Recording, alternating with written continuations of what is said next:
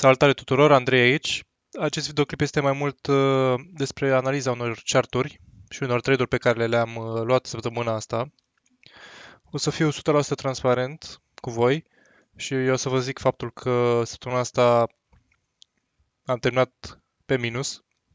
Este prima săptămână din ultimele 8 luni, cred, când am terminat-o pe minus. Dar ce e important este să aveți un risk management bun, iar câștigurile să treacă cu mult peste pierderi. Nu o să fiu ca ceilalți guru sau trader care arată numai profituri, n-arată niciodată nicio pierdere, pentru că sunt pierderi, este imposibil să fii 100% profitabil.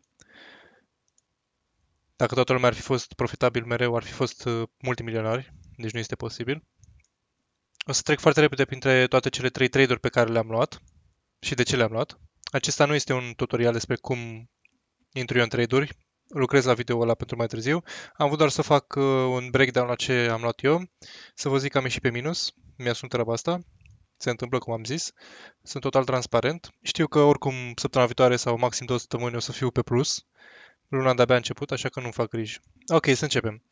Primul trade pe care l-am luat a fost NZD CHF. Acesta a fost destul de simplu. Prețul era practic într-un range, pe time frame de 4 ore.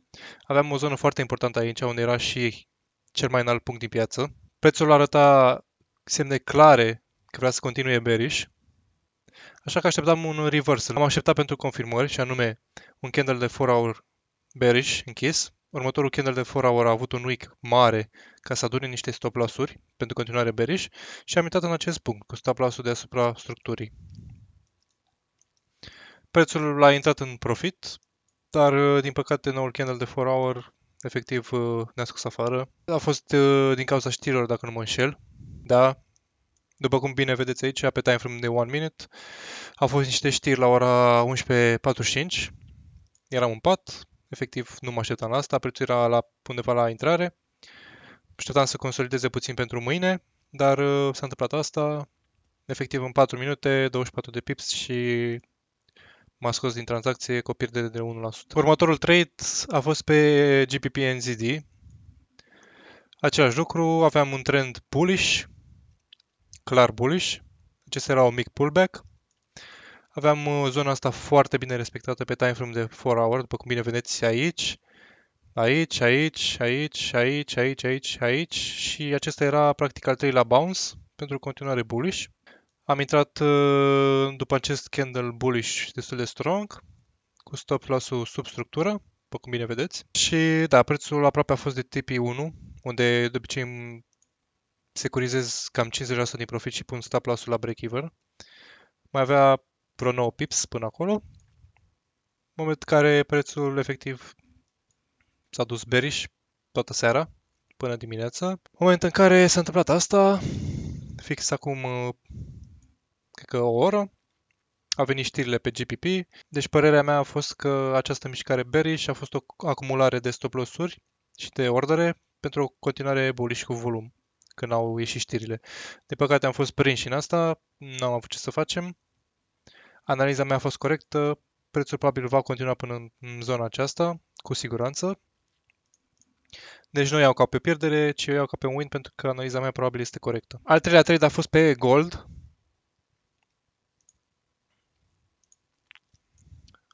Nu mai am chartul, așa că o să fac o analiză repede. Eram în zona aceasta, foarte, foarte importantă, după cum bine vedeți. Era foarte respectată. E bine, prețul a tot consolidat, a venit din nou în această zonă. Moment în care am intrat într-un buy după ce am văzut double top-ul acesta. Undeva pe aici. Stop loss-ul meu a fost la 1.823. Aveam un risk reward de aproape 1/8. Pentru că mă aștept ca goldul să ajungă oricum în zonele de sus din nou, în următoarea lună sau chiar luna aceasta. Probabil va mai aduna puține ordere în zona aceasta pentru o continuare bullish.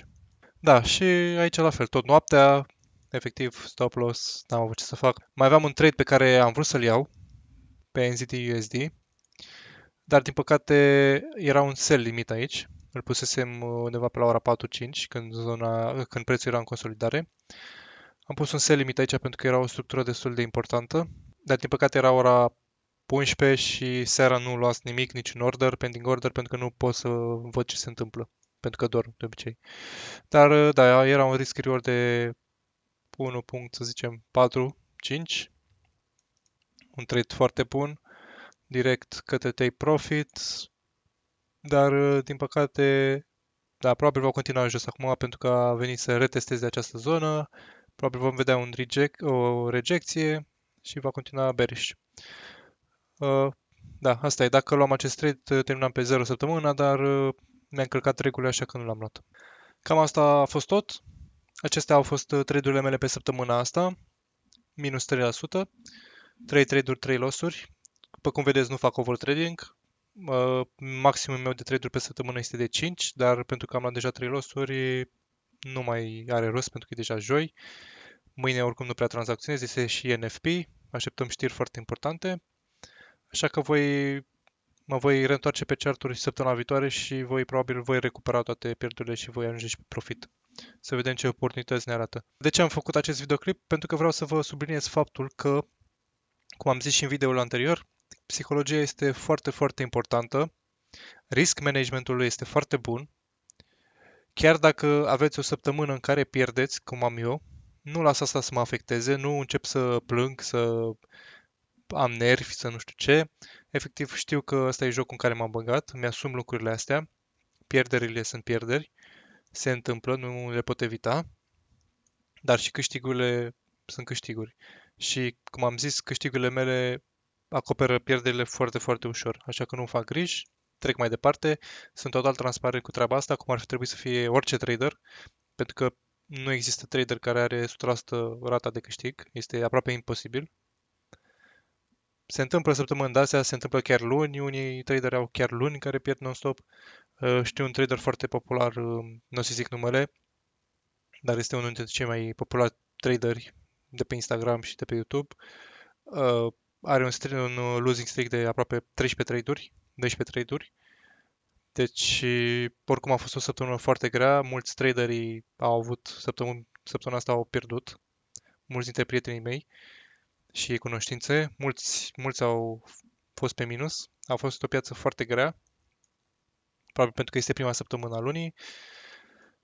Dar, da, cum am zis, dacă vreți să fiți un trader și vă asumați cariera asta, efectiv treceți peste treaba asta. Săptămâna viitoare este una nouă. Din nou, risc 1%. Trebuie două tranzacții câștigătoare ca să devin iar pe profit, așa că nu-mi fac griji, voi avea mai multă atenție. Mulțumesc mult pentru feedback-ul la videoul anterior. Aștept un feedback și la videoclipul acesta. Lucrez și la un videoclip despre cum intru eu în tranzacții, cum analizez piața. Ați văzut acum o mică parte despre cum fac treaba asta.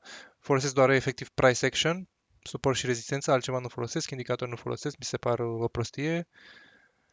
Nu ai nevoie doar să cunoști efectiv suport, rezistență și cum se mișcă prețul, candle confirmation și așa mai departe. Vă mulțumesc din nou pentru vizionare. Dacă v-a plăcut, un like, un subscribe mă ajută foarte mult să continui să fac videoclipuri de genul. Chiar vreau să încerc să ajut cât mai mulți oameni să devină traderi, să le arăt că nu e așa de greu pe cum pare. Și da, mulțumesc încă o dată, ne auzim data viitoare.